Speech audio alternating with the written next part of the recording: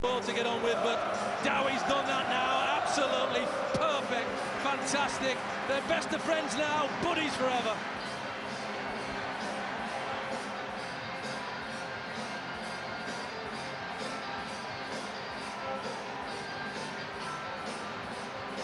Crystal Palace rocking all over the world.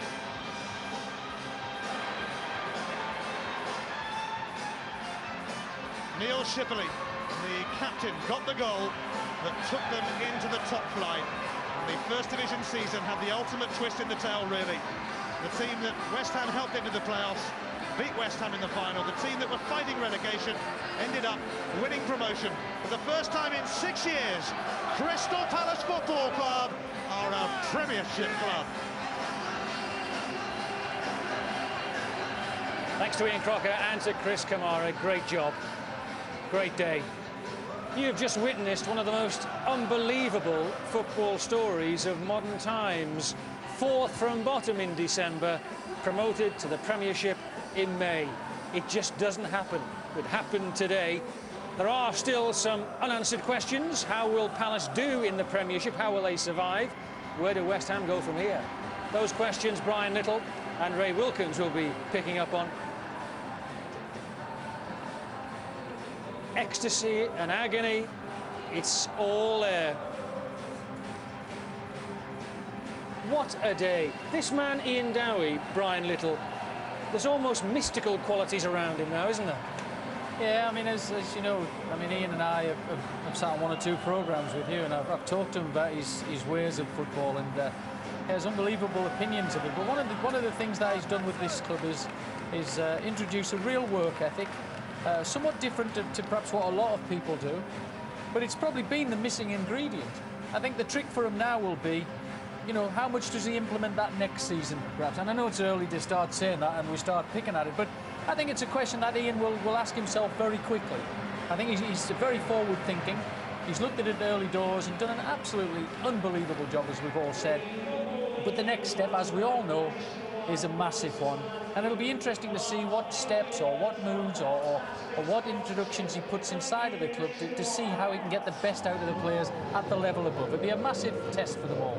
Ray Wilkins, when the party's over, the building for the Premiership has to begin straight away, doesn't it? Yes, it does. There's not a lot of time, and I'm sure Ian will be there with Simon Jordan and trying to get things sorted out for the coming season, but it's a marvellous achievement for them. I think if you ask the players, well, every question that was put to the players, the same answer: we're a team. We work extremely hard for each other, and that's obviously the work ethic that Ian's put into the club, and it's come to the fore. That will carry you so far, and as we've seen today, it'll carry you a long way. But in the Premiership, you need players, don't you? You certainly do, and they do have some talented players, but their aim now is to finish 4th off bottom. Nothing more. I think these supporters will go away from here thinking they can finish top 6, middle of the table. But Ian will be thinking, hang on a second, we've got to get in there and try and stay in there. Now, 4th from bottom would be a marvellous season for Crystal Palace from today. OK, analysis still to come and more reaction from the Millennium Stadium and more action to come as well, for that matter. Don't forget, we have Division 2 and 3 still to come. Division 2 is Brighton against Bristol City. Tomorrow, 2 o'clock, Sky Sports 1. And Division 3, Monday, 2 o'clock, Huddersfield against Mansfield, Sky Sports 1. The captain's goal did it. Neil Shipley's been around a long time. You'll remember that goal forever. Palace back in the Premiership.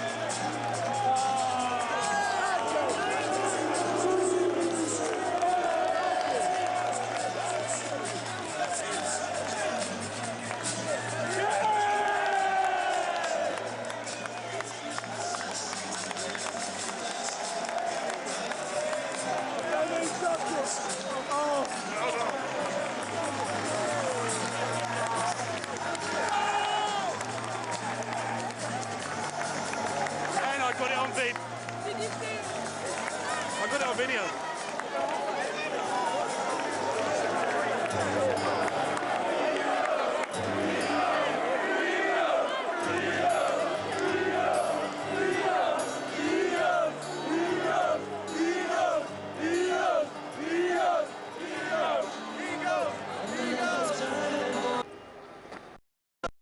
If you're still trying to come to terms with Crystal Palace being in the Premiership after being fourth bottom in December, don't worry, so are we. It's been one of the most incredible journeys of the season, probably of modern football. The Palace fans are certainly still trying to come to terms with it. They were looking at Division 2 at Christmas. Ian Dowie came in, turned the whole thing round. Into the playoffs, through the playoffs, into the Premiership. The assistant manager, we heard from him before the game, didn't we? And I'm sure he's now thinking about those moments when he was a player, caretaker manager, now assistant manager. Kit Symons. Kit, assistant manager, congratulations. You know the players well, you've played with them. You know Ian Dowie well, his assistant. Sum this up and the two factors between the players and the manager coming together to make this a success. It was vital. It's been a great relationship, and there's been an awful lot of hard work from an awful lot of people, and it's all come to fruition tonight. I think we deserve it. Can you believe when you were back in December, you were caretaker manager, you passed on the reins, that you'd be standing here this day talking of the Premiership? It was a million miles away at that stage, but you know, we kept believing, and the belief within this squad and this group of people is fantastic. That's what's got us here, and that's what will drive us on even further. Tactically, it seemed to be perfect today. Well, obviously, we lost Julian Gray, who was suspended, so we had to rejig, and Sean Derry came in, did a fantastic job for us. And when Darren Powell came on, also he did a great job against Brian Dean, and it was a good substitution at the right time, I think, and kept us in the game, certainly. But the boys are magnificent. Full credit to them. And success breeds success. Ian Dowie's been linked with a couple of jobs. How confident are you he will stay with Palace and take them through the Premiership season? Well, I certainly hope so. I mean, I'm just going to enjoy this moment now. It's a fantastic day for everyone connected with the club, and we're going to enjoy it, that's for sure. Enjoy tonight. Thank you very much. Cheers. Thank you. We spent some time before the game talking about physical and mental conditioning, Brian, didn't we? I mean, were Palace stronger mentally today? Well, I think they hit the points at which they could talk about. They hit half-time being 0-0, and I think that was an important part for them. The opposition had had two good opportunities to score goals. And I think if you're talking about conditioning and mental attitude, I think that's something that Ian would have picked on at half-time. Look, they've had perhaps their two best chances, fellas. Little things like that. It is, obviously, they deal a lot with psychology, and I think half-time 0-0 was a massive step in the right direction for them. And, yeah, perhaps, I mean, that's all. I mean, so many people are talking about it inside the club, so we've got to pick up on it and say that that is the ingredient that Ian has added, which has probably had the greatest effect. Obviously, he's picked a team, and the players have performed on the pitch, but that mentality thing is the one thing that everybody seems to be talking about. Suspended Julian Gray getting in on the act. He may be leaving, but he's got his hands on the cup anyway. His part in the season was, the end of the season anyway, was significant for Crystal Palace, although he wasn't able to play today. Ray, we saw a fan holding up a sign behind Kit Symons' head saying £30 million richer, and they are. Yeah, they are. How much would he want to spend, Ian Dowie, of that £30 million? Well, I think he and Simon will sit down and just gauge the situation. And if you look over the past couple of years, when you look at the way Charlton did their business, the way West Bromwich have done their business, and still stayed in business and are more than solvent, they've done it the right way. Yeah, please God, they can stay in the Premier League next year. But I think they will use their head, and they won't put the club to task over this. I'm sure they'll strengthen in certain areas, but they've got to be very, very careful that they don't go too far over the top and just run the club in the proper manner, and I'm sure they will. Can they follow the examples of anyone else in the Premiership and go for maybe good players on short-term deals and pay the wages, but not the transfers? I'm sure that will be the way that they'll probably look at, yeah, and they will probably increase the wage level that they have at the moment. But I'm sure they won't kill themselves either, and I think that's vitally important. If things do go wrong, then they go wrong to the best of their ability, and that they can survive and be even stronger the season after. But they've got to savour this moment, because if you look at the lads they've got playing now, I'm sure there'll be several changes within that team. So these lads that have done so well today must take this on board and really enjoy the occasion. And they've got to keep players like Andrew Johnson, we saw there, top goal scorer, keep the best players, bring in maybe better ones if they can, Brian. But it starts at the back, doesn't it? Nico Vassen had a great game today. Yeah, he was outstanding. And yet he's on loan. Yeah, but he's had Premiership experience, and that's been very important.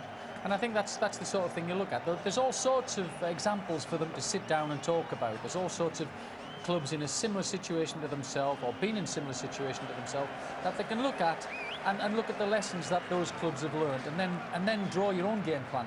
And I'm quite sure that's what they'll do. They will have their own game plan, and that game plan, they hope, will keep them in the Premiership. And if it does, it is once again a great achievement, possibly greater than this particular achievement, which is a fantastic achievement, George. But to stay in there next season would be another fantastic thing, which I'm quite sure Ian will want to take on. Great stories all round. What about Mikael Lijtwood, who came from Wimbledon, hurtling towards Division 2, bottom of the table, arrived at Crystal Palace. Ian Dowie's only real transfer, £150,000. Now he's in the Premiership. He's with Fraser now. Michael, in February, you're with Wimbledon, facing relegation to Division 2. Now you're going to be playing at Anfield and Old Trafford next season. How do you feel about that? Oh, I'm so happy. I'm delighted to be here, delighted to be playing in the Premiership next season. What about the way the boys played today? Everybody was top-notch. Everybody played on top of their game. They put that little bit extra in, and now we're up. Now we're up.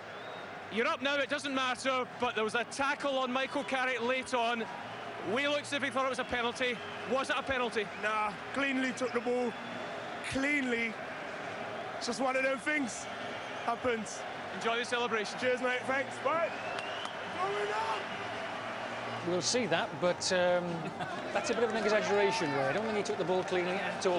No, I didn't think so, and I think the important thing as well, George, OK, so Graham didn't give a penalty kick, but Michael Carrick never took part in the game after that, and that was a good 6-10 minutes to go, and it left him with a nasty ankle, but it looked to me as if it was a clear-cut penalty.